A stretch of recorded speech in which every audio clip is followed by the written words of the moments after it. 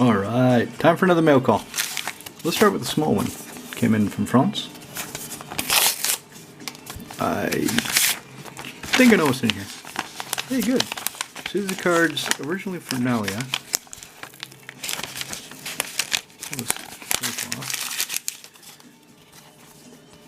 This can even eat sleeve.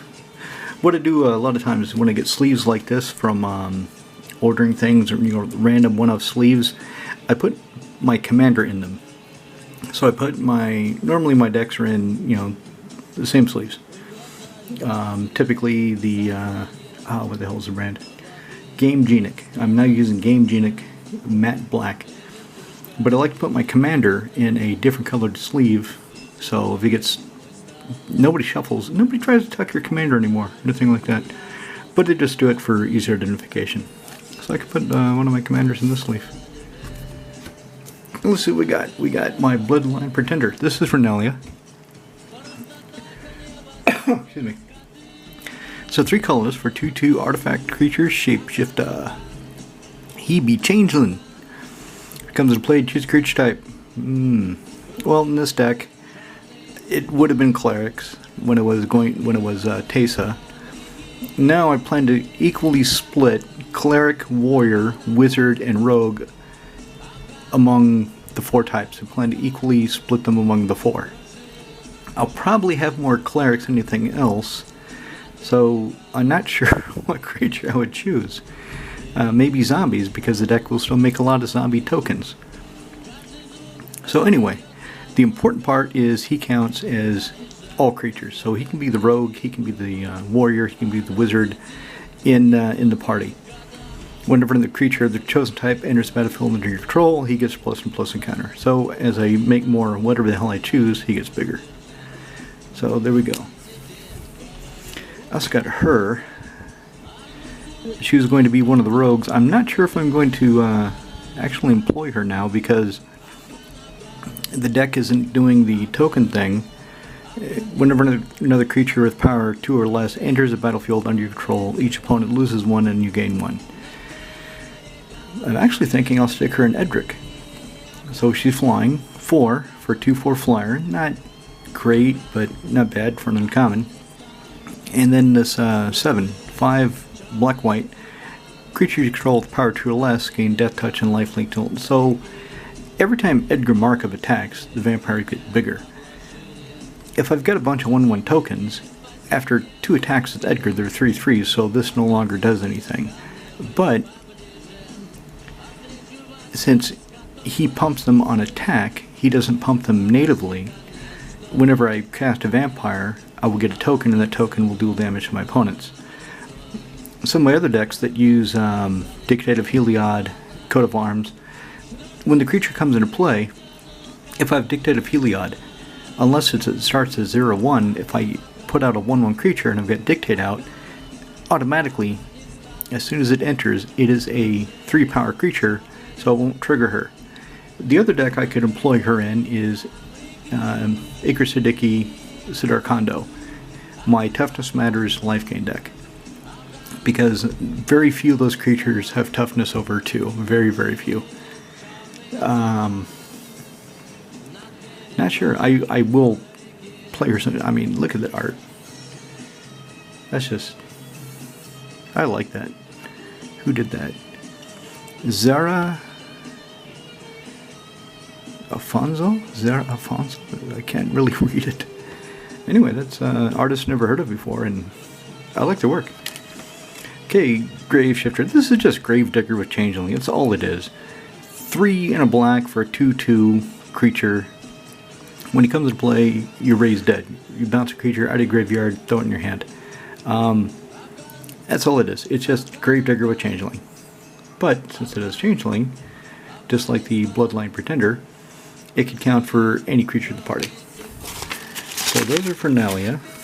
Get this rubbish out of the way. Let's see the big stack. A little bigger. This isn't really that big a stack. Okay, so off the top, this is my daughter's 4th Chatterfang for her Modern Squirrel deck. I go to Austrasian in September, and I want to take my Modern Squirrel deck, which is a bit more foiled out than hers, Will have Verdant Catacombs, but I'm still missing 4 Verdant Catacombs, the 4 Chatterfings. I want the alternate art Chatterfings from Bloomburrow, not the €150 ones though. Well, I do want those, but I'm not spending €150 per copy for fucking alternate art Chatterfings. No way. So I need 4 Chatterfings. I need the Woodland Cemeteries and another overgrown tomb. Plan to run 2. Now, what I really intend to do is get 4 Bloodstained Mire. I'll put 4 Bloodstained Mire into my Jund vintage deck, take away the Verdant Catacombs that deck has, and give them to my Modern Squirrels. So, if September rolls around and I have not acquired my Chatterfangs or my Verdant Catacombs, I'll just pull them out of other decks. Borrow my daughter's Chatterfangs, borrow my daughter's Woodland Cemetery, because she doesn't really like playing. I've tried, and it's just not for her. But if she does decide to do it, she's got now a fully tricked out Modern Squirrel deck. Okay, here's the Orzhov Basilica for Nelia. Went ahead and got the full art. It was cheap. Real cheap. It's gorgeous though. I mean, look at the majesty of that basilica. It's like a cathedral, like Notre Dame. Actually, Notre Dame de Paris did not really impress me. What impressed me was Notre Dame de Bayeux. Because in Paris, it's on a dirt parking lot. It's level on the ground. In Bayeux, the way they built it, is the cathedral is on a grassy knoll, so you have to step up onto it. And it's in the center of the city, so you can't really see it from a distance. So it's always looming over you. And if you go around through the side streets, through the small medieval side roads that are still there, you cannot back up very far away from it. So it just looms over you. It's just enormous and majestic. In Notre Dame de Paris, you can get some distance. You can see the full impact of it, but it doesn't feel quite as holy. That and all the tourists that are around. Anyway, let's keep going. So, here's one of the White Wizards I got, Rumor Gather. Actually, there are 2 lads that really told me a lot, gave me a lot of ideas about it. Let me just look up their names so I can give them the proper credit. Just a moment. Content, Nelia's Party, comments. Let's see. So Little Mushroom Guy, he was very helpful. And then there's another guy. This guy, he wrote this 5-paragraph treatise on what I should do. Gave me a lot of. He even did a deck on Moxfield, so I could see it. I could see what he was talking about. That was nice. Let me just see if I can find his name. Let's see, Chungus Tetsuya, he gave me a lot of help too. Here we go. The Knight 660. So the Knight 660, he commented on my I should have been more clear about my goals video. And he told, Death Tyrant, Afterlife Assurance, and he explained every card. He went into detail on every card. It was fantastic. Gave me a lot of ideas, gave me a lot of help. I'm pretty sure he's the one that did the Moxfield deck and showed it to me also, but I'm not seeing the credits. So Little Mushroom Guy, the Knight 660, a lot of help from them. So Rumor Gather, one colorless white, 2/1 with this alliance. What are the keywords? It doesn't need a damn keyword. Just say whenever another creature enters battlefield under your control, scry 1. If it happened twice, draw a card instead. So, stupid adding more text when they don't need to. That's good. I really would prefer the Secret Lair Zulaport Cutthroat. I really like the art on that, but it's about 500 crowns, €25. So, no. I just got this old frame Times Power Master Zulapur Cutthroat. You know, whenever he or another creature I control dies, each one loses one and gain one. Now, it's only creatures I control, so it's not as good as Blood Artist, but he's a rogue, so he fits the rogue pattern. Harper Recruiter, 2 and a white for a 3/1 flyer. Yeah, the deck does need flyers. Whenever she attacks, look at the top of her cards in your library, show off a cleric, rogue, warrior, and or a wizard. So if I show the top 4, and if I get really lucky, and I get one of each creature type, I get to keep all 4 cards. That's pretty cool. That's nice. So she is definitely going in as the warrior. Multiclass Baldric. 1, equip 2, equip creature as lifelink if you control cleric, death touch if you have a rogue, haste if you have a warrior, and flying if you control a wizard. As long as you have a full party, he also has prevent all damage that we dealt him. That means any damage. So direct damage, creature damage, all damage. Kind of neat. I didn't know this existed. This set, what is this set? Commander Legends Baldur's Gate. I kind of skipped Baldur's Gate. I didn't really get that into it, so there's a lot of cards. I mean, she's Baldur's Gate. This guy's Baldur's Gate. Who else? Rumor Gatherer, is that Baldur's Gate? No, that's the Streets of Copacabana.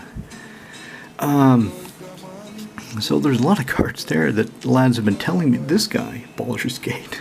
A lot of cards the lads have been telling me about.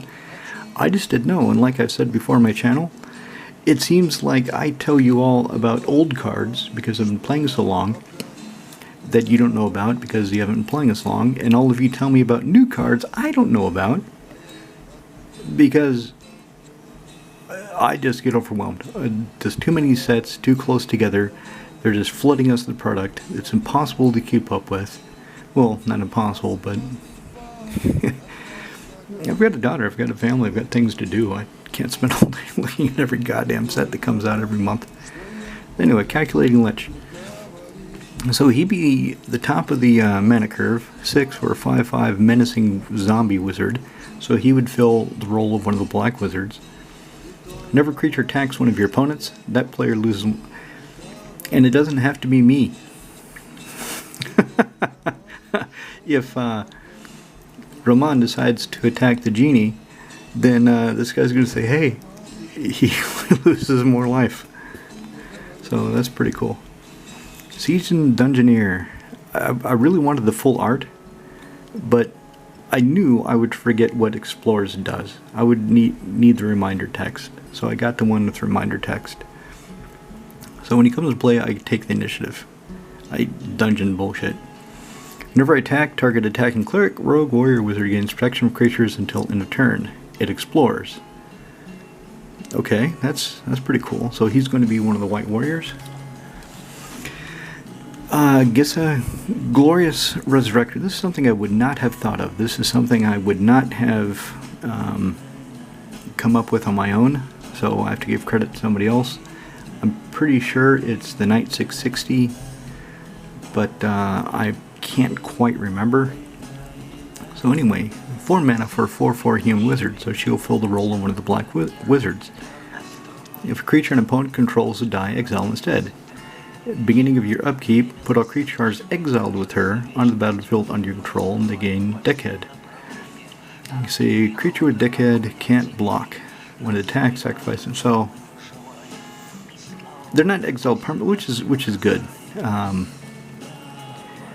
Even though it's more efficient to exile a creature, I don't like getting my stuff exiled because I always plan to recur things out of my graveyard, get things back. I always make allowances for that in my decks. And I know a lot of my opponents do too. So, but the other lads I play with, especially the ones that just started playing, they don't have that idea, historical idea, of you can always get things back into the graveyard. Exiling really didn't become common until about 3 or 4 sets ago, it seems. When I started Swords to Plowshares, that was pretty much it. And then there was Exile. It's actually a white card from Alliances called Exile. 2 colors and a white. I think it was an instant, I can't remember. Remove target creature from the game. And over the next 20 years, Exile was more of a special thing. It was like, wow, that exiles something. But now it's like, yeah, this exiles that exiles this, that exiles it until something else happens. It's all over the fucking place. Luminarch Aspirant. So now it puts +1 counters on creatures. When I attack with full party, all my creatures get +1/+1.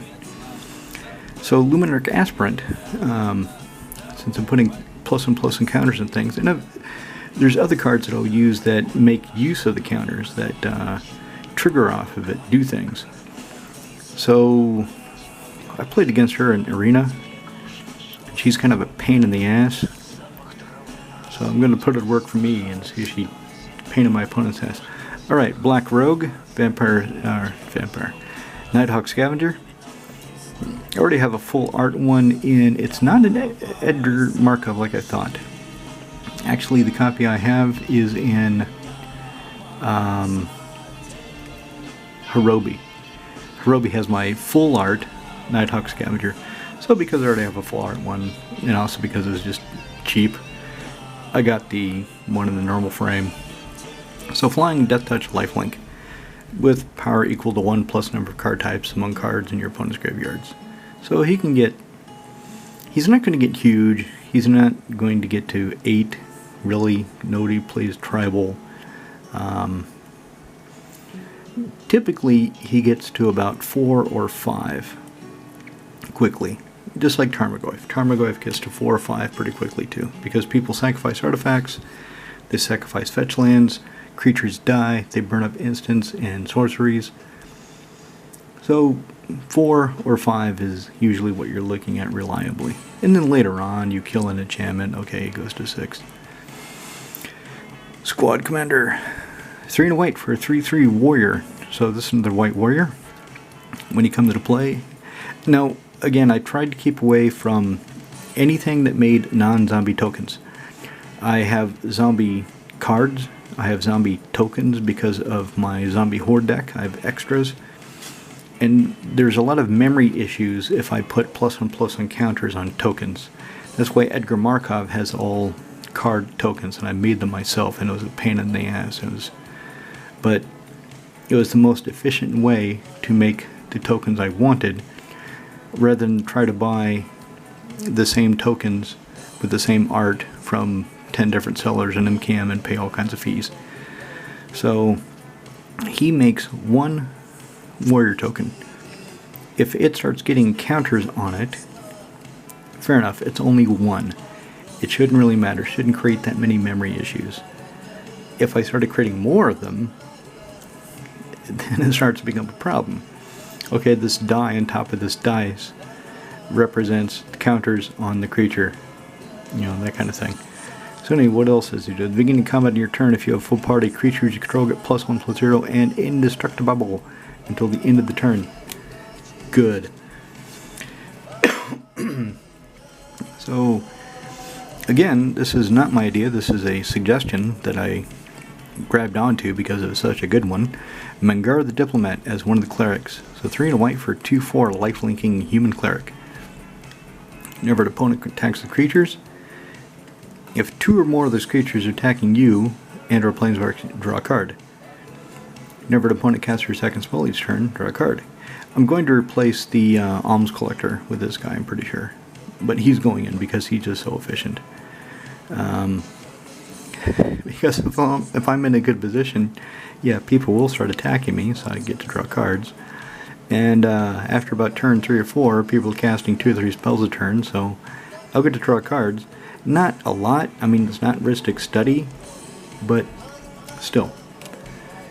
Mangara. Okay, I should have thought of this, but I forgot about him. I've run him in 2 different decks, and I still forgot about him. Selfless Spirit. 1 and a white for a 2/1 flyer. A cleric, a white cleric. Sack him. creatures control gain indestructible until end of turn. And I've got a lot of recursion in the deck. I mean, Lurrus of the Dream Den, I'm going to keep her in there. So I can sacrifice Selfless Spirit, give my creatures indestructible. If Lurrus is out, I can recur it with Lurrus. Neat. Mikaeus Lunarch. So since I'm doing tokens, and this is another suggestion, this is another not my idea. 1 and X. Enters battlefield X +1/+1 counters on it. Tap. Put a +1 counter on him. Tap. Remove a +1/+1 counter from Mikaeus and give 1 to each other creature. So this is where I start playing with tokens. This is kind of the... it's becoming a sub-theme of the deck. Question I have, okay, if I have Lurrus and he's dead, if I cast him with Lurrus, because 2 or less, well, he's 2 or less. He's 1 and then X. Can I pay the X? So Lurrus says I can cast the spell, permanent, with CMC 2 or less. It doesn't say I can't pay more. So when I cast Mikaeus, if I have Lurrus out, if I'm using Lurrus' ability to cast him from the graveyard, can I pay the X and make him bigger? I need to look that up. Unless one of you tell me. Tell me in the comments below. Envoy of the Ancestors. So 3 for 2/3 Human Cleric. Outlast. If it just stopped there, if it just said Outlast as an uncommon, I would have, you know, whatever. But, and again, this is not my idea. Somebody told me about this guy. Modified creatures control have lifelink. Equipment auras and counters are modifications. So when Nally attacks, if I have a full party, she puts +1/+1 counters on my creatures, and they get lifelink. Nice. Metastatic Evangel. So whenever another non-token creature enters the battlefield under control, proliferate. Yeah, tokens. You're seeing that the sub-theme of Nally is becoming tokens. I mean, he's not that big. He's only 3/1, so he dies to a stiff wind. But he's only 2 CMC, so I can bring him back with Lurrus. I can bring him back with... oh, what else do I have? Ravos. If I keep Ravos the Soul Tender in here, Ravos can bring him back during my upkeep. If Athreos is out and my opponents don't really want to pay the 3 life, then I pull him out with Athreos. So I'm really looking forward to this deck. I want to get ready for tomorrow. Today is Wednesday, August 21st, Year of our Lord, 2024.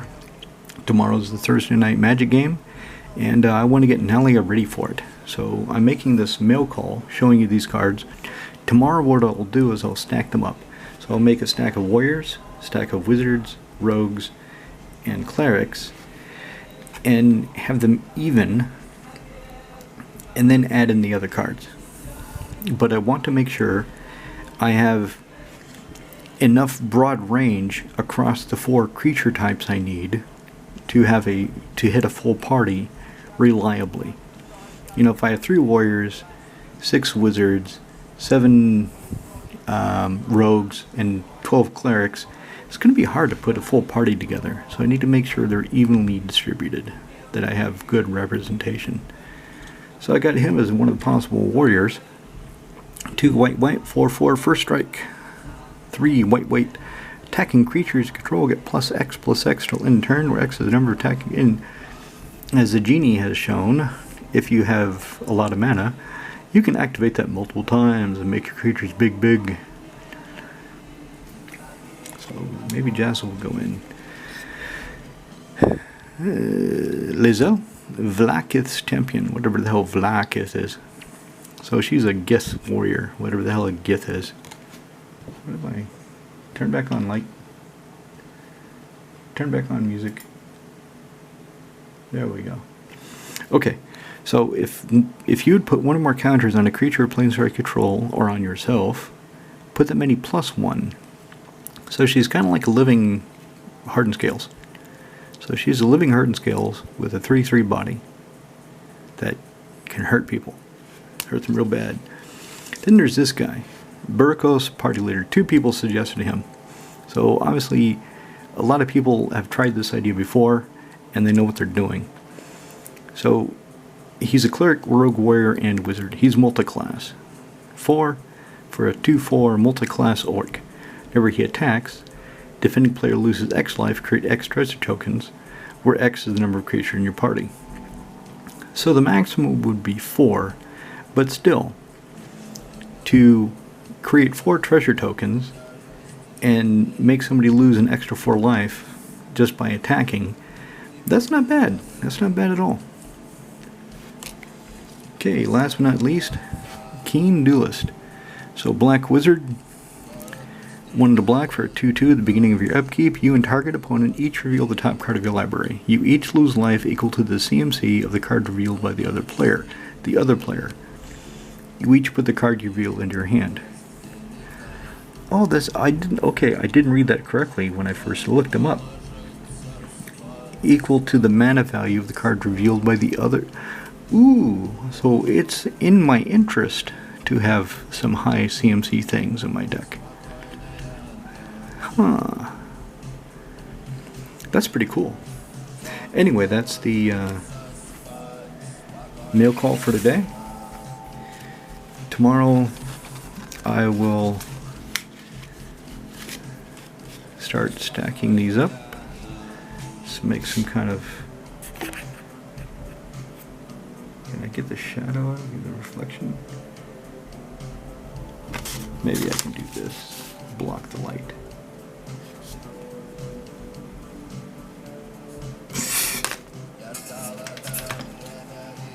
There we go. There we go. Yeah, I'm still learning how to do all this. It's a work in progress.